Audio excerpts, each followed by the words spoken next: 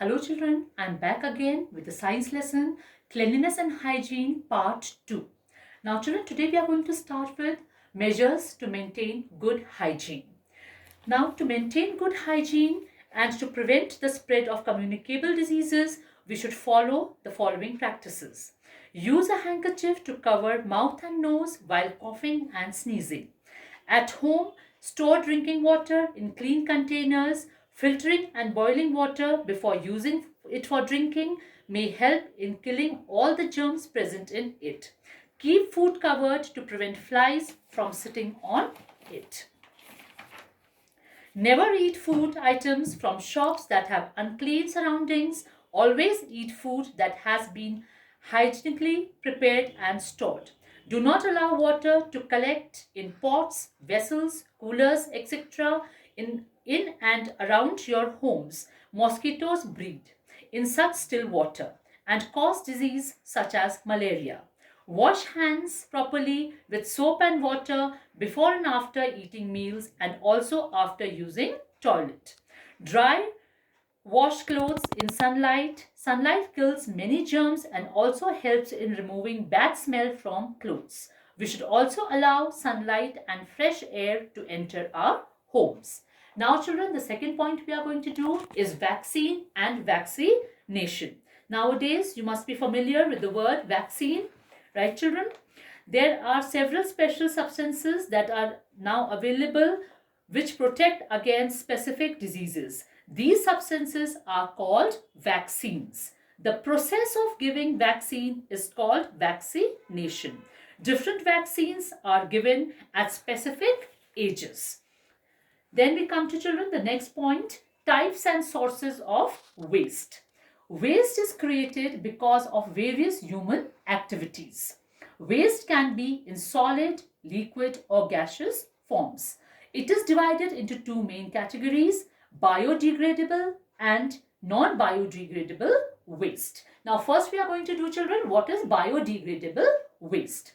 Waste materials that can be decomposed by microorganisms over a period of time, such as that they become a part of the soil, are called biodegradable waste. Like peels of fruits and vegetables, parts of plants, paper and wood are examples of biodegradable waste, because children, by time they become a part of soil. Okay, they mix up with the soil. Then non-biodegradable waste children, waste material that do not get decomposed and stay unchanged over time are called non-biodegradable waste. Different kinds of plastic, metal and glass are examples of non-biodegradable waste. Now children, we are going to do till now you must be knowing now that what is biodegradable and non-biodegradable waste. Now we are going to do the next point, problems caused by waste. Biodegradable waste that is not dumped properly decomposes in the open, leading to bad smell in the surrounding. It also attracts flies, mosquitoes and rats, which then spread several diseases.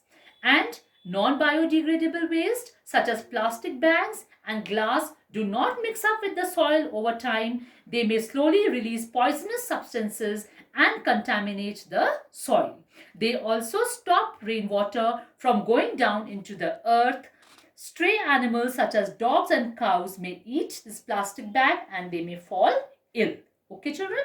Dirty water and other liquid waste that are released from homes and industries pollute water sources and cause diseases. Last and not the least, smoke and other harmful gases that are released from factories cause pollution in air. Burning of waste also causes a lot of smoke to get released into the air, and hence they cause what? Air pollution. Is that clear, children? Now we come to how to manage waste. The best way to manage non-biodegradable waste is to follow the 3 R's of the waste management. Now what are the 3 R's children? Reduce, reuse and recycle. These are the 3 R's, okay, that we need to follow in order to manage waste. Reduce. The creation of non-biodegradable waste by following simple practice such as carrying a cloth bag when you are going for shopping instead of taking plastic bags from the shopkeeper. We should also buy things with the least amount of packaging to reduce the generation of waste. Is that clear? Now, after reduce, we come to reuse. Now, we should reuse old things for other purposes instead of throwing them away. For example, we can reuse empty metal and glass jars to store different things in our home. So we should not throw them away, but we should reuse them. Then the third point is, children, recycle. Recycle old things to create new ones so that less waste is thrown away. For examples, objects made of metal, glass, and other kind of plastic may be reused to create new things. In our country, rag pickers and kabhariwalas, you know them by the name of kabhariwalas, also play an important role in recycling. Rag pickers pick up the recyclable waste from garbage dumps, whereas kabhariwalas go from one home to another for buying recyclable waste, such as metal and glass object, and also old newspaper, magazine, and books, so that they can recycle them. So I hope, children, the 3 R's are also clear to you. To manage the waste, we should reduce the use of plastic, we should reuse them, and we should recycle them. I hope the lesson is clear to you, children. Thank you.